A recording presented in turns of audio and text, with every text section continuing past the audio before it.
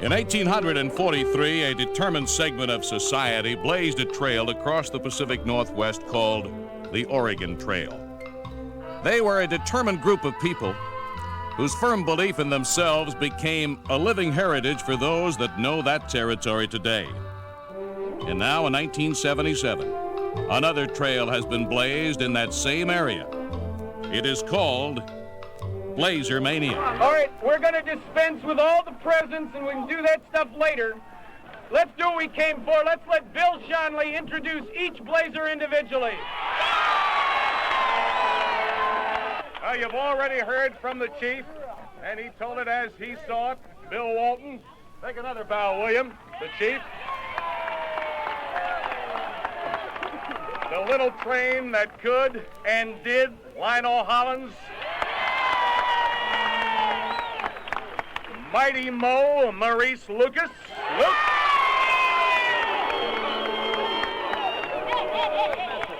Guy that had a sensational game yesterday and the entire year, Bobby Gross. First-year man from the University of Dayton. What a year. What some memories he'll have. Johnny Davis. A veteran of the Portland Trailblazers for some 6 years. The oldest member of the present organization right now, the Bandit, Larry Steele. From the depths of despair to a world championship team, he'll tell you about it, Dave Twardzik.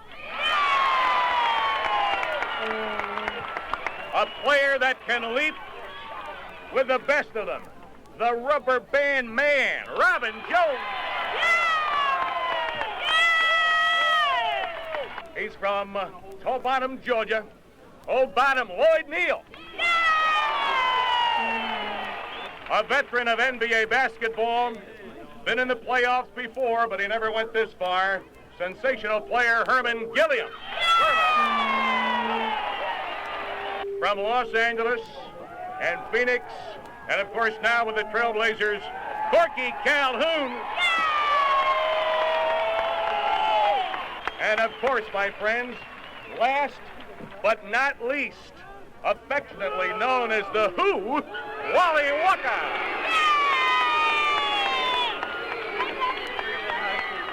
Are you ready? Rip City, all right!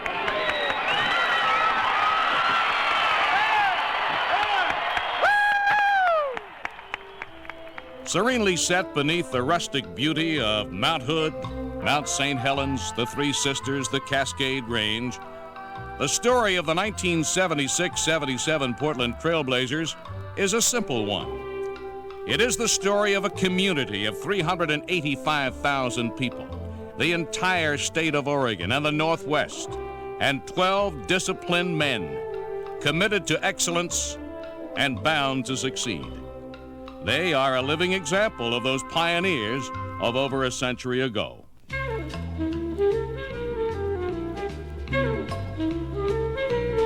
The Portland Trailblazers were weaned from expansion in 1970, and after a brief learning experience of just 7 years, they realized the dream of just a chosen few in 1977, the NBA championship. Philadelphia ball, 5 seconds to go.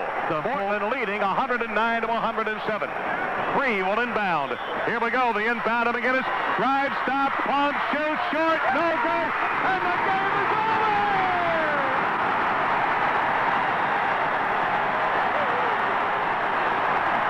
The game is over!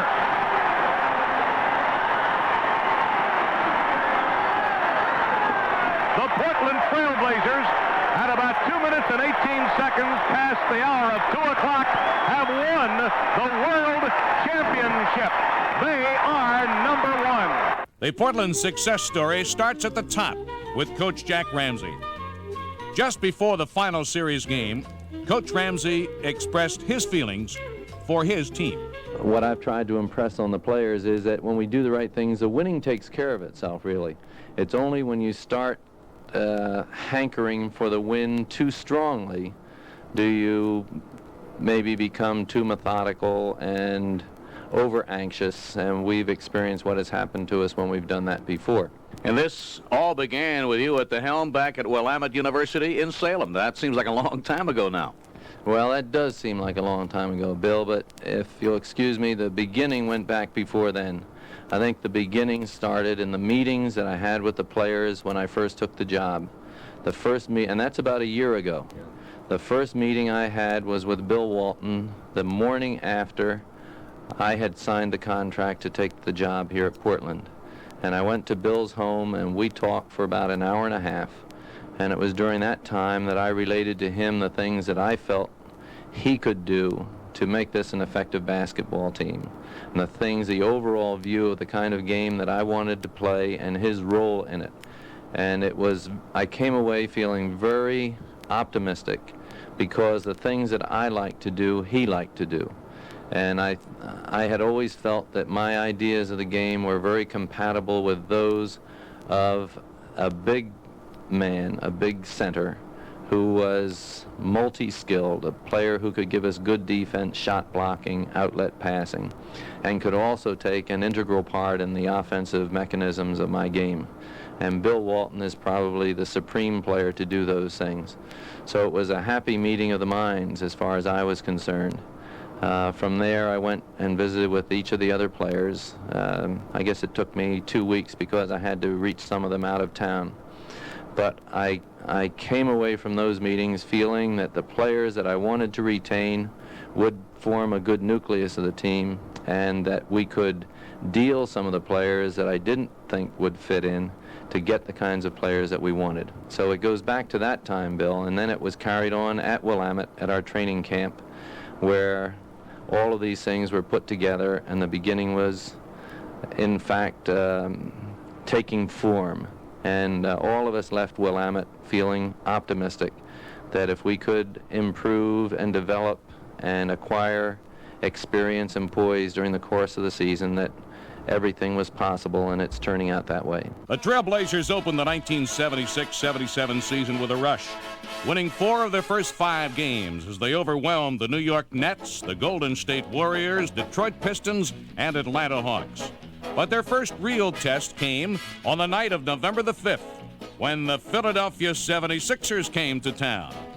The Sixers had captured most of the preseason spotlight due to their galaxy of so-called superstars: Dr. J, Julius Erving, George McGinnis, Caldwell Jones, and Doug Collins. They seemed to be basketball's version of Murderers Row, an unstoppable and unbeatable team. Could the new-look Trailblazers keep up with this bunch? Well, a record crowd of 12,823 showed up at the Memorial Coliseum to find out. And what they were to witness caused even the most ardent Trailblazer fan to pinch themselves. Walton gets the tip. However, it's picked up by George McGinnis. Philadelphia 76ers have the ball right off the bat. McGinnis takes a look, hands it back to Collins. Collins over the midcourt line. He tries to get it underneath for Dr. J, but Hollins jumps in front of him, and Hollins comes up with the ball, and the Blazers have it back. In forecourt, left side, it's Hollins. He can shoot from there. Hollins is going to take the jumper from 16. It's good, and the Blazers are out in front by a score of 2-0. Back up the floor, the Philadelphia 76ers, heavily laden with a lot of talent. At least a lot of people think so. Lucas comes up with a steal. Lucas back down the floor. Jumper from the left side. Yes, sir. That's good. The Blazers lead very quickly, 4-0. Blazers with the ball in front court. Lucas right side now. McGinnis on him. Hand in his face. Luke's going to take the shot. It's on its way from 20. Rip City. All right, the Blazers lead 6-0, and this crowd is going crazy. It's Lucas again to Gross. Back over to Gross. Lucas takes off. Gross feeds him underneath. Alley-oop play. Good for 2. And it's 9-0. Blazers lead, and Philadelphia calls for a timeout. Gorgic likes to penetrate. He's got the ball. He finds room, and he drives right up the middle. Underneath for 2. Yes, sir. He's got it. All right, now it's 41-22, and seconds are ringing down. 76ers with the ball. It goes over to Doug Collins. Checks the clock. He's going to let it fly from 20. It's on its way. It's not good. Walton up for another rebound. 2 seconds to go. Long pass down the floor to Twardzik once again. The horn sounds and the quarter is over. And the score at the end of the first period here at the MC, first time around for these two teams. It is Portland 41, the Philadelphia 76ers 24.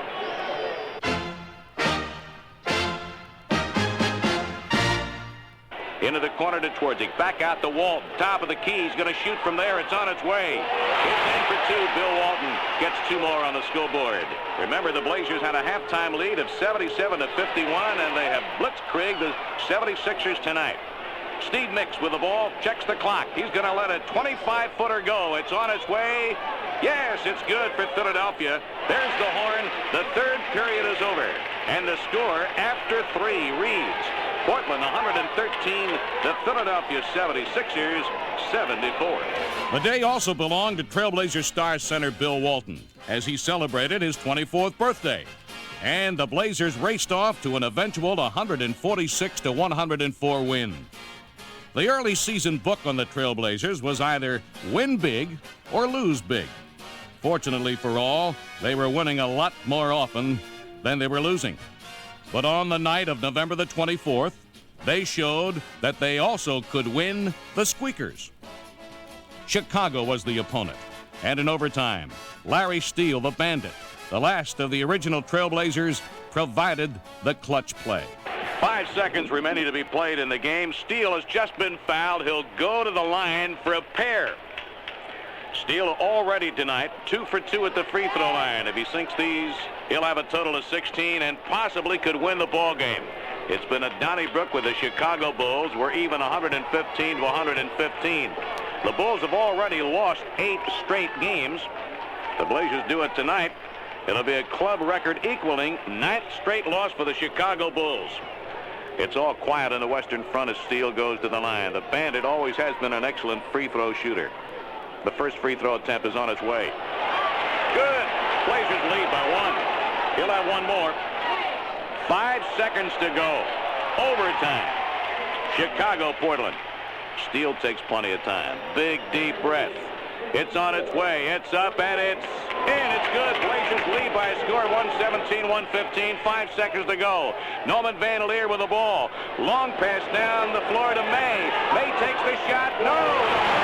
It's not good. The game is over, and the Blazers win it in overtime by a score of 117-115. Then exactly 1 week later, against the Indiana Pacers, another cliffhanger. This time it was Dave Twardzik, a refugee from the ABA, who saved the day. Now the clock is down to 12. Twardzik with the ball. Over the midcourt line, finds a little room. He drives. He's fouled. He'll go to the line for sure. He'll go to the line, 6 seconds on the clock, and Twardzik can tie up the ball game for sure. And for that matter, he can put the Blazers out in front. And wouldn't that be something? Blazers have had their trouble tonight. Portland had a 31-28 lead after 1, and they've had a fight all the way. 6 seconds to sing. It's 100-99 Indiana. Davey takes plenty of time. He's played a lot of basketball in this hardwood when he was in the ABA. First one is on its way. It's good. Ball game is tied. 100. Twardzik will have one more. David took a little walk. Now he's back at the line. He'll get the ball. The ball is up. It's in the air. It's good. The Blazers lead by a score of 101-100. 6 seconds to go. Jones will do the inbounding. Pass to midcourt to Billy Knight. The clock is down to 4 over to Roundfield. Roundfield in the left corner. He lets it fly. It is not good. The Blazers win it. In regulation time, they do it on 2 free throws by Dave Twardzik. And the final score here in Indiana. Portland 101, Indiana 100. December 7th is an infamous date in American history. But in 1976, it was to become a very memorable one for the Portland Trailblazers. Never in their 6-year existence had Portland managed to defeat the New York Knicks at Madison Square Garden, having lost 12 straight. But it ended this time around as the Blazers waltzed to a 111-94 victory. Portland blew the contest open in the third period as the talented tandem of Maurice Lucas and Bill Walton combined for 17 points.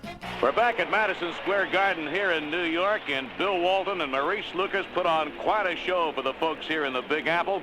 The Blazers have waited a long time to come into Madison Square Garden before they were able to win. Now, this might be a good omen for things to come. I know General Manager Harry Glickman is probably lighting his big cigar right now, and I hope he is back home, because he could not be with his team tonight, and he's always from day one wanted to be here to see the Trailblazers win in Madison Square Garden. And led by Maurice Lucas and Bill Walton, and 20 big points from the train Lionel Hollins tonight, they got the job done. They outscored the New York Knicks in the third period convincingly, 36-22. They led by some 20 points after 3 periods of play, 81-61, and they win the ball game by a score of 111-94. Bill Walton not only had 16 points tonight, he hauled down 15 rebounds. He took the ball away from everybody and also had 5 block shots. And Bill told us before the ball game, one of these days he was going to have a good game in New York. And he had it tonight, and he'll have more. Lucas with his 22 points and 7 rebounds and 3 assists. And Lionel Hollins had 20 points tonight, 3 assists, 3 steals, and he led and guided the team all the way down the line. It's a rather historic occasion here in New York. The final score, Portland 111, the New York Knicks 94. One of the reasons for Portland's early season success was their phenomenal home court record. Over the course of 2 seasons, they managed to run off 22 consecutive victories before losing to Los Angeles on December the 18th. It looked like it might be 2 straight defeats at home when the Blazers found themselves down by 10 points in the third period to Kansas City on December the 21st. But some deadly shooting by Bill Walton and Bob Gross pulled Portland out of the doldrums and led them to an eventual 99-94 win.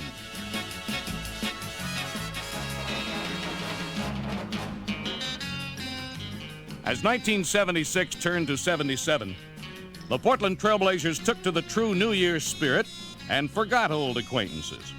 With a vengeance, on January the 4th, the world champion Boston Celtics came to Portland.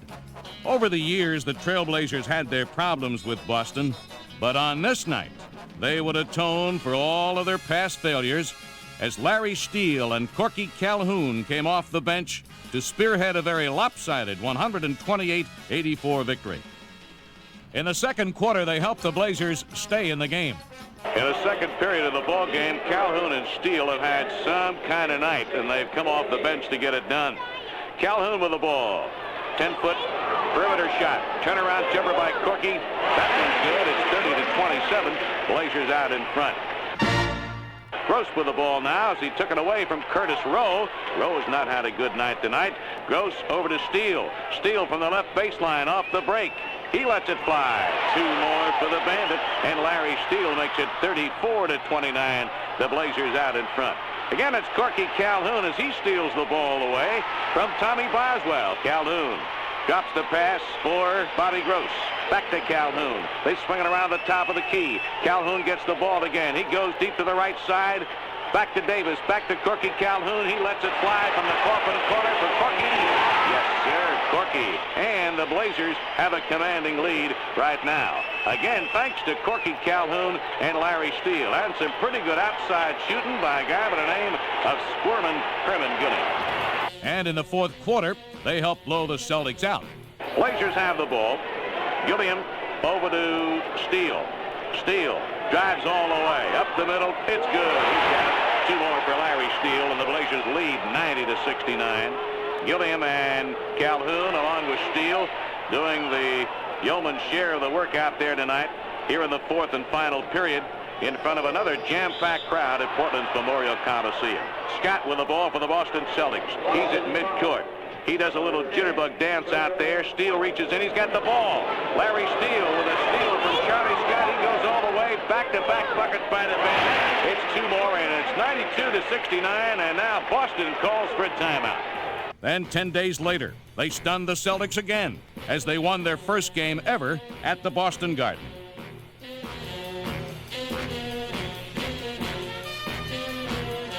The greatest fear of all Oregonians was realized on January the 27th, when Bill Walton was sidelined with an inflamed Achilles tendon. Rookie Robin Jones moved in to do a creditable job. But without the big redhead in the pivot, the Trailblazer running game lacked the cohesiveness that was so much a part of their game plan, and as a result, they stumbled through the month of February, winning only 3 of 11 games. But with the coming of March, the Trailblazers were ready for the stretch run. On March the 1st, the Philadelphia 76ers returned to Portland, hoping to atone for their earlier season lambasting at the hands of the Trailblazers. They almost pulled it out, but in the dying seconds, forward Maurice Lucas came through. 17 seconds remaining to be played. Blazers have just come back out of a timeout. Philadelphia leading 107-106. This game has seesawed back and forth all night long here at the Coliseum. It will be the Blazers' ball, down by 1. Gross brings the ball out of backcourt. Gross over the midcourt line. Over for Corky Calhoun. Seconds are ticking off. It's down to 13, to 12. Calhoun over for Lucas. Lucas top of the key. Fakes, drives, rolls to the hoop. He scores! And Philadelphia calls for a timeout. Maurice Lucas driving lickety-brindle right up the middle, makes the score 108-107, but 10 seconds remaining to be played in the game. It'll be Philadelphia's ball. We'll see what happens. They call for a timeout. Now 10 seconds to go. Undoubtedly, they'll get the ball to Dr. J. They inbound. Pass to Dr. J at midcourt. Goes to his right. Here's a 20-footer. It's on its way. No good. Rebound in traffic. Lionel Hollins, 1 second to go. Lionel hugs the ball. The game is over. And the Blazers win it on a driving lay-in by Maurice Lucas. The final score. Portland 108. Philadelphia 107. As the season wound down, it was quite evident that the Trailblazers would have to hold off the Golden State Warriors for second place in the NBA's Pacific Division. On Friday, April the 1st, the Warriors came to the Pacific Northwest with only a half game separating the two teams. A Portland victory was a must, and a victory was forthcoming as Bill Walton put on an outstanding performance, scoring 30 points while holding down 14 rebounds in assuring the Trailblazers of their first playoff berth in the team's 7-year history. Hollins down the floor, hands over to Wally Walker, goes to the hoop, doesn't score, tip in, Bill Walton. Blazers get to within 2. 8 seconds, get the ball to Walton, takes a look, back to Lucas, now Walton underneath, drop the ball, got it again, right-handed hook, good. 39-39, the game is tied up on a right-handed hook by Walton. He's had back-to-back right-handed hooks underneath.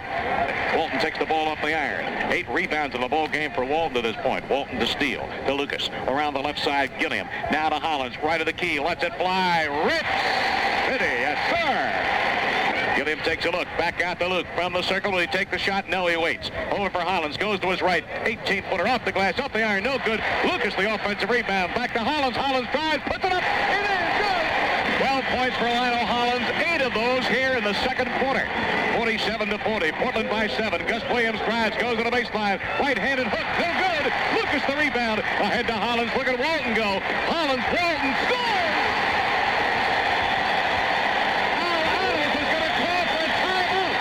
Hollins, Wally Walker, top of the circle, over for Hollins. Hollins to the right side, playing the clock down. They don't want to make any mistakes. It's 107-98. They like to get one more bucket. Hollins with the ball with 5 seconds to go to Gilliam. Gilliam stops, shoots, good. He's got it. Icing on the cake. 109-98. 4 seconds to go. 3, 2, 1. There it is. The game is over, and the Blazers win it. Look at Jack Ramsey. Is he ever excited? The basketball, too. He's taking it into the locker room. The Blazers, for the first time in the history of their franchise, win it. And the scoreboard says playoffs. The final score tonight, Portland 109, the Warriors 98. Welcome to our Blazers scoreboard. It's playoff time. And first time in the history of this franchise, and will you welcome our guest, the Chief, Bill Walton.